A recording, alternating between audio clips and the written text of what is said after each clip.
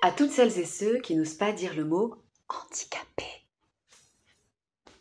Ouf! Rassurez-vous, tout va bien, j'ai rien perdu, je peux le redire. Handicapé, voilà, c'est un peu comme le mot cancer, endométriose, règles, fausse couche et aussi t'as pas un tampon rarement clamé en plein open space alors que finalement on n'est pas loin de la similitude avec le fait de juste demander un mouchoir.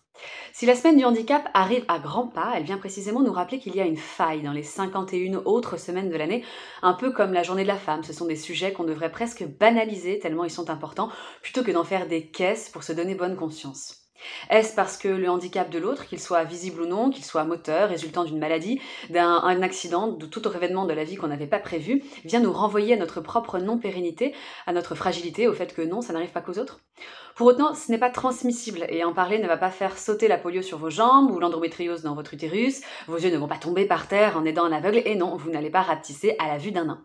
Et oui, j'ai dit nain. J'ai pas dit personne de petite taille parce qu'en fait le nanisme c'est précisément le mot, le diagnostic qui est posé. C'est pas un gros mot, j'ai pas dit gros con de nain. À force de vouloir se prendre au sérieux et un peu exceptionnel en abordant des sujets qui devraient être quotidiens, on en finit par devenir sa propre caricature en agissant justement contre toutes les personnes qui rêvent simplement d'être considérées comme dites normales. Et il est là le gros mot finalement parce que c'est quoi la norme en fait? J'espère entre nous que c'est pas le fait d'être con, parce que ça par contre c'est super contagieux et c'est un mot qu'on entend très souvent pour catégoriser le commun des mortels que nous sommes. Il y a une universalité dans la connerie, moi qui me fait peur, ça traverse les frontières, on est tous qu'à contact, t'as beau te laver les mains, ça revient super rapidement si tu fais pas très attention. Beaucoup plus que la sclérose en plaques, la maladie d'Alzheimer ou que Parkinson. La connerie ça s'attrape très vite en plus, c'est ça le problème, et le pire dans tout ça, c'est qu'il n'y a pas de vaccin, non.